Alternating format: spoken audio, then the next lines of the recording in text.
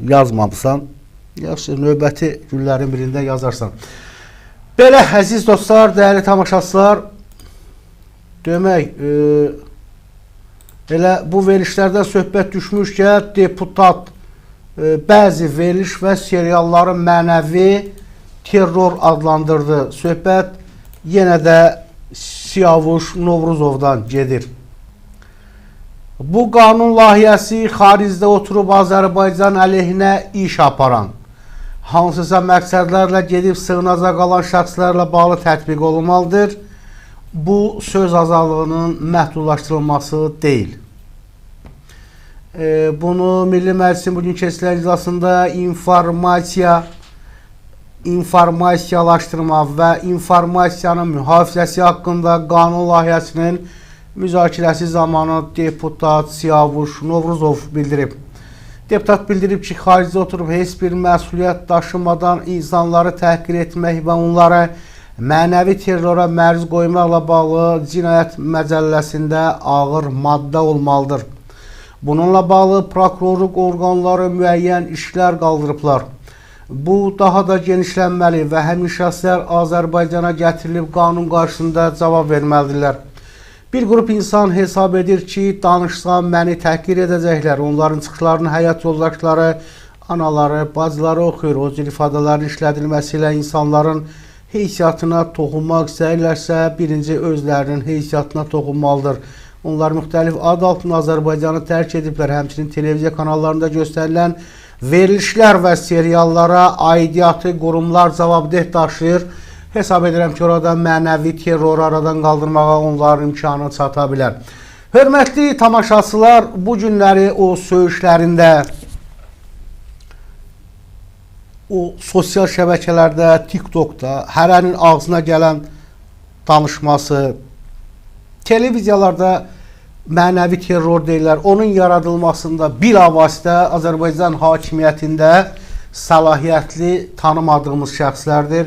Görürsə, hamı şovdan danışır, bir araşdırma mövzusu yox, bir deyək ki, işğaldan azad olunmuş torpaqlarımızın kəndlər var, ermənilər adlar dəyişdirib, orada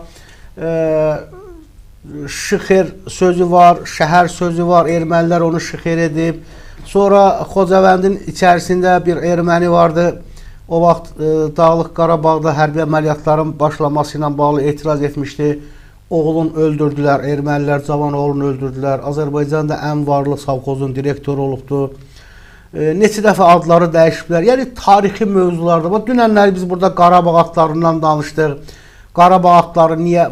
Ramazan Hüseynovdan. Yəni o qədər mövzular ki var efirlərdə danışılası. Yəni insanlar artıq insanları da dəli həddinə çatdıran, problemlər içində düşünməyə vadar edən və bu televiziyalarda hazırlanmış o şov proqramlar mənasız, əxlaqsızlığı təbliğ edirlər, mənaviyyatsızlığı təbliğ edirlər.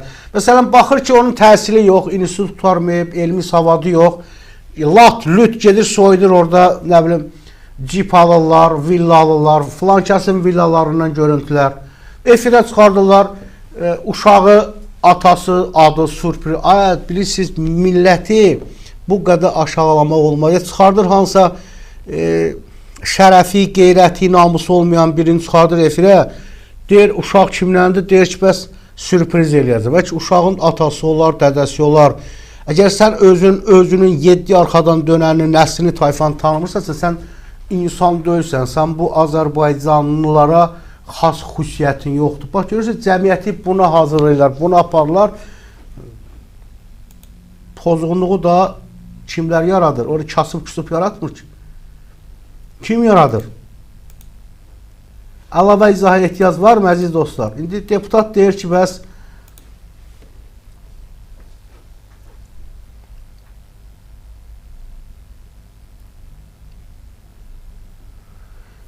bir nəfər yazır, mən bilirdim, normal bu eldə müdaxilələr çoxdur, amma qaza, işığa, suya bilmirdim. Bilmirdisə bilin, əziz dostlar. Qadir Hüseynov yazır ki, məsələnin qəlizliyə, ondadır ki, dəyişə biləcəyimiz yola öz hakimlər doluşub.